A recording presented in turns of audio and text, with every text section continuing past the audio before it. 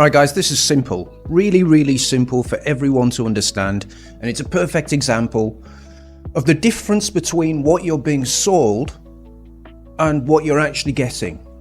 So, the Afghani migrant crisis that's unfolded, where it's turned out that the UK government has imported at least 24,000 Afghanis along with their extended families, probably equaling up to over 100,000 people, and they did it without telling anyone. They did it overnight, like stealthily, whatever, without telling anyone, and they placed a super injunction against the British press, meaning that for 2 years, almost 3 years, they've just been doing this by stealth against the will of the British people, and we've just found out. A bit of a shock. Not very nice of our government, almost could say, with genuine accuracy, that they've been doing or engaging in traitorous actions against the country, right? Now, have you noticed how many politicians have talked about this? If raising legitimate concerns about thousands and thousands of unchecked foreign males illegally entering our country makes me far right, then so be it. Yeah, me neither. I haven't really noticed anyone either. I've seen fuck all from Nigel Farage, obviously, because he has to wait for everyone else to have an opinion before he can pick the right one. I've seen Robert Jenwick just disappear because, of course, he knew about it for a long time, years. Suella Braverman, turns out she knew about it too. Keir Starmer, basically, no one has come out, no one's saying anything, because they've all known about this for a long time. Even those anti-immigration, stop the boat bastards people, right? They've all known about it. I know one person that didn't, and while the rest of the political class have just ran away like the little cockroaches that they are, Rupert Lowe, the very next day, comes out with this: fix the Afghan failure. Now, this is why I'm saying that you need to start paying attention to Restore Britain. And I'll explain that in more detail towards the end. But straight away, they come out with fix the Afghan failure. Every Afghan national brought to the UK under emergency schemes will be subject to removal and relocation to a safe third country. Britain gave temporary refuge, not a permanent home. Sounds like common sense to me, right, guys? You don't need to be afraid of being called a racist just because you don't want people to live permanently in your country.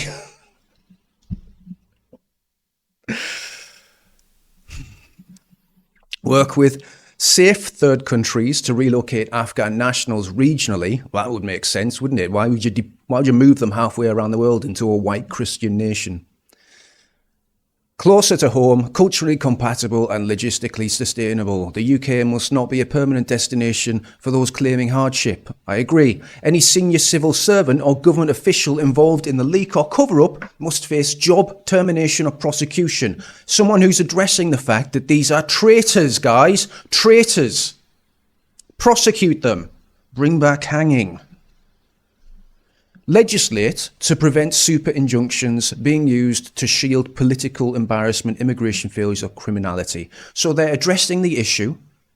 They're saying that the people involved with this need to be prosecuted, and they've come up with a solution, or at least an attempt to create a solution to make sure it never happens again, while the rest of the political class, all of the leading figures, are silent. He's also came out with more. Deport the Grape YouTube gang collaborators. Any non-British national knowingly covered up or enabled the Grape gang abuse, even through silence, must face automatic deportation. Turning a blind eye to evil makes you complicit. Complicit, guys. So when you turn around and go, oh, I don't want to hear about that. No, it's disgusting. No, I don't want to hear about it. Complicit, guys. That's why it's been covered up so long. And yeah, and he's obviously talking about the family members, not you guys in particular or anyone else that just went, but part of the problem. If a foreign Right, it goes on. Anyway, so he wants to deport all the rape gangers. He wants to deport their family, anyone who knew about it, and he wants to prosecute any of the councillors, mayors, anyone English, doesn't matter if you were English and knew about it, prosecuted, right? While every single other political figure is silent about this. Silent. Nigel Farage wouldn't fucking touch this with a barge pole, would he? And they came out with this as well. You know, a good reason why the Afghans shouldn't be here. Now, I critiqued this myself. I don't think it's a very good banner. Number one, the ugly truth. Afghans should be resettled in a third country. They should not be resettled in Britain. It should be Afghans resettle in a third country, not allowed in Britain or something like this. They need to be more direct. I did a little thing here. I improved it. They, instead of just saying Afghans are and then giving a load of information that people aren't going to fucking read, you can just go, you can put that information that people aren't going to read there in case they want to read it. But the most important thing that you need to see is they smuggled in people. There's the information. Vote deport. And this is the most important thing, guys. This is what I wanted to get at the beginning of this video. The reason that Restore Britain is different, and it's different from Advanced UK, it's different from any of the parties, is because it's not a party, yes, but it is a party. It isn't a party. I get that. But look at the language that they're allowed to use because they're not a party. Instead of saying vote Labour to deport these people or vote Conservative to deport these people, all you have to do is say vote deport. And now if you're a Conservative and you want to deport people, Restore Britain. If you're a member of the Labour Party and you want to deport people, Restore Britain. I don't think they're trying to single anyone out. They don't want to alienate anyone. They want people to be a part of their group, their movement, which will turn into a party eventually. But they want people to be a part of this movement that are supporting the legislation that they're willing to bring in. They're not asking you to vote for celebrity like Reform UK and Nigel Farage. They're asking you to vote for policy. And that's a game changer. You're no longer voting for the Labour Party because your fucking grandma did, all right, and her grandma before that and so on and so forth. You're not voting for the Conservatives because you're a snooty, posh twat who thinks that he knows better than anyone else. You're voting for policy. You don't care about the Labour Party. You don't care about Reform UK. You don't care about the Conservatives. You just care about England. You care about this country. So you're going to vote on the policy. So you're not going to vote to Restore Britain. You're going to vote deport. Sounds way better, doesn't it? That sounds way better. So anyway, that's why I think you should get on board with these guys. They don't mess about.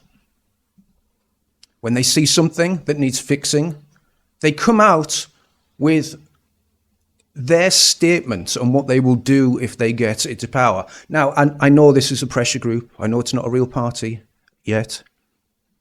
I know this is not... I mean, look, what they're doing here is they're building out their manifesto, okay? And the more successful this party... It's not a party. The more successful this group is, and the more momentum it builds, and the more people from all these different affiliations and all these parties join it and start pushing forward with their momentum as well, you will quickly see how the political landscape of the United Kingdom will change. This is a powerful, powerful group. And I wouldn't say this, guys. I've been sitting on the fence for a long, long, long time. But now I'm off it. Restore Britain and Rupert Law. There's good people in Restore Britain. It reminds me of the beginning of Reform UK, before they actually purged the party of anyone that's anti-Islam. So, good things, guys. Good things are going to happen with this. Just believe in it. Just give it some faith, guys. This is a good one.